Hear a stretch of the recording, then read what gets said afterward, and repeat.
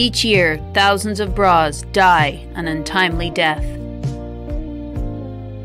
Bra death is preventable. Heat kills elastic and is the primary reason for bra death.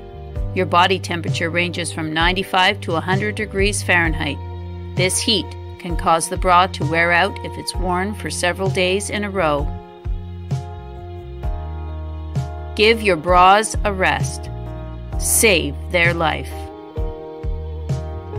Let your bra rest for at least 24 hours after wear to preserve the elastic and keep the firm support you need.